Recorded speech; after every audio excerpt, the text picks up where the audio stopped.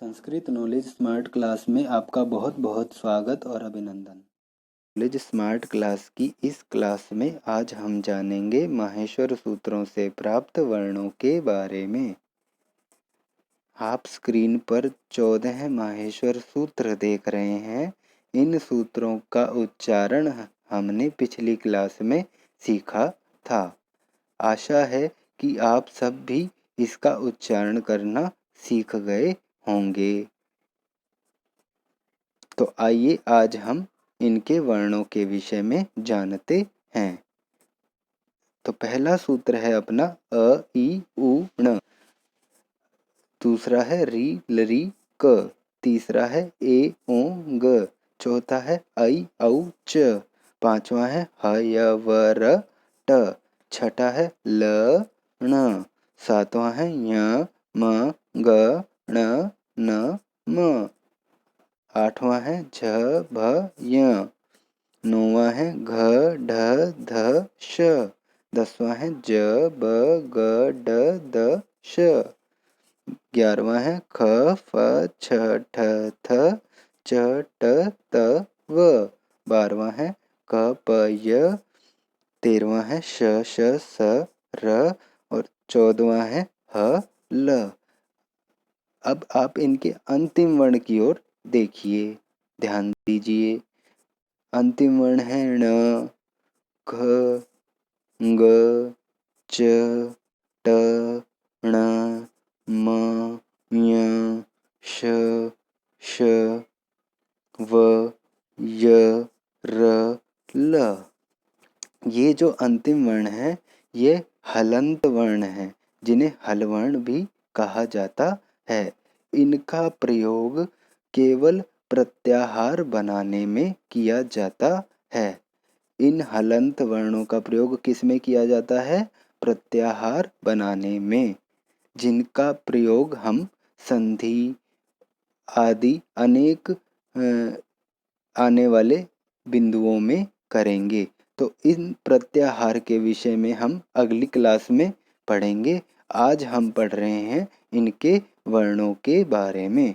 तो आइए हम इनके वर्णों के बारे में जानते हैं और इन हलंत वर्णों को केवल छोड़ देते हैं एक बार। अगली क्लास में हम इनसे जो बनने वाले प्रत्याहार हैं, इन हलंत वर्णों के सहयोग से जो प्रत्याहार बनने वाले हैं उनको हम अपनी अगली क्लास में पढ़ेंगे। जाने वर्णों के बारे में। पहला सूत्र है अयूण, दूसरा है रील री क, तीसरा है ए ओंग, चौथा है ऐ औ च। ये जो प्रथम 4 सूत्र हैं ये हमें स्वरों के बारे में बता रहे हैं।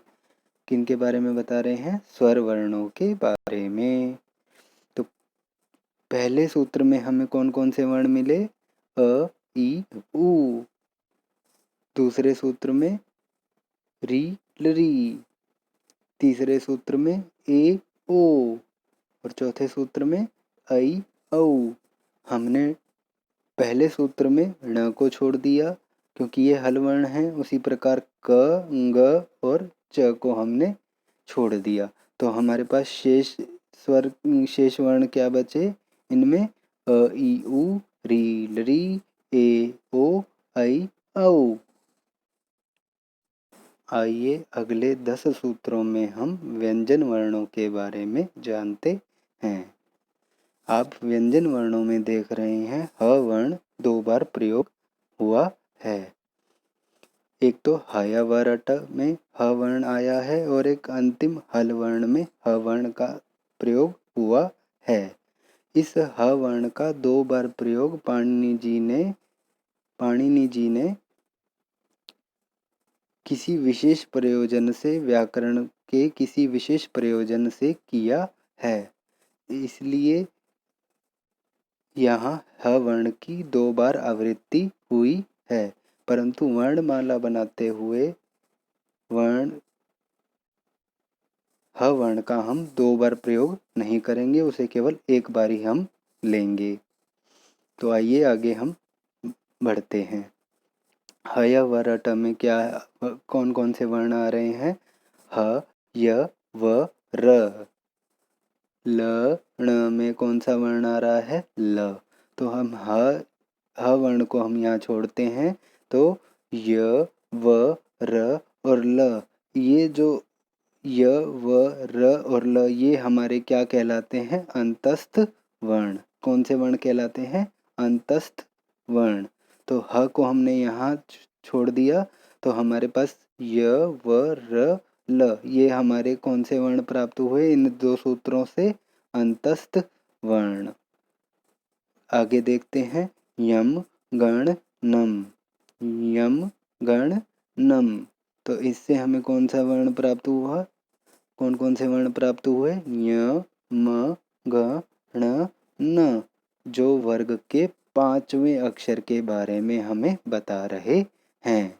वर्ग का 5वां अक्षर यानी क वर्ग, च वर्ग, ट वर्ग, त वर्ग और प वर्ग, ये 5 वर्ग हैं हमारे। इन 5 वर्गों का पंचमा अक्षर कौन सा है? य म ग ण न। अगला सूत्र देखते हैं अब हम। झभय घ ढ ध श। झभय में कौन कौन से वर्ण प्राप्त हुए हमें? झ भ। और घ ढ ध श में घ ढ ध, ये वर्ग के चौथे अक्षर हैं। झ भ घ ढ ध, ये हमारे वर्ग के कौन से अक्षर हैं? चौथे अक्षर। इसी प्रकार जबगढ़ दश, इसमें हमें कौन कौन से वर्ण प्राप्त हुए? ज ब ग ड त, ये वर्ग के कौन से अक्षर हैं? तीसरे अक्षर। ये वर्ग के कौन से अक्षर हैं? तीसरे अक्षर।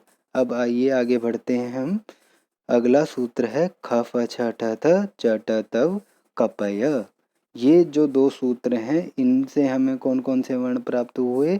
ख फ छ ठ थ, जो वर्ग के दूसरे अक्षर हैं। च ट त और क प, ये वर्ग के कौन से अक्षर हैं? पहले अक्षर। तो ख फ छ ठ त च ट तव कपय, इन दो सूत्रों को मिलाकर हमारे को कौन कौन से वर्ण प्राप्त हुए? वर्ग के दूसरे अक्षर और वर्ग का पहला अक्षर। आइए आगे बढ़ते हैं अब हम। इसके बाद सूत्र है हमारा श श स र और हल। तो श श स र, तो इसमें से हम कौन सा क्या ले रहे हैं? श श स और हल में से ह। तो हमने ह को वर्णमाला में कहाँ प्रयोग किया? लास्ट वाले ह का हमने प्रयोग किया। हयवरट वाले ह का हमने यहाँ वर्णमाला बनाते हुए प्रयोग नहीं किया है। तो श श स र में से कौन कौन से वर्ण प्राप्त हुए? श श स और हल में से ह। तो ये जो 4 अंतिम वर्ण हैं हमारे श श स और ह, ये क्या कौन से वर्ण कहलाते हैं? ऊष्म वर्ण। इस प्रकार हमें प्रथम 4 सूत्रों से स्वरों के बारे में, अगले 2 सूत्रों से अंतस्थ वर्णों के बारे में जानकारी प्राप्त हुई। साथ ही आगे के 6 सूत्रों से हमें वर्गों के 5वें, चौथे, तीसरे, दूसरे और पहले अक्षर का ज्ञान हुआ। ये 5 वर्ग हैं हमारे क वर्ग, च वर्ग, ट वर्ग, त वर्ग और प वर्ग, जिन्हें कु, चु, टू, तू, पू इस नाम से भी जाना जाता है। ये स्पर्श व्यंजन कहलाते हैं। अंतिम 2 सूत्रों से हमें ऊष्म वर्ण प्राप्त हुए। इस प्रकार हमने 14 माहेश्वर सूत्रों से स्वरों और व्यंजनों के विषय में जानकारी प्राप्त की। आइए अब हम स्वरों और व्यंजनों के व्यवस्थित क्रम को देखते हैं। देखिए, स्वर हैं हमारे अ, ई, उ, री, री, ए, ओ, ऐ, औ। स्पर्श व्यंजन यानी हमारे 5 वर्ग, कवर्ग, चवर्ग, टवर्ग, तवर्ग, पवर्ग। कवर्ग में क, ख, ग, घ, ङ। चवर्ग में च, छ, ज, झ, ञ। टवर्ग में ट, ठ, ड, ढ, ण। तवर्ग में त, थ, द, ध, न। पवर्ग में प, फ, ब, भ, म।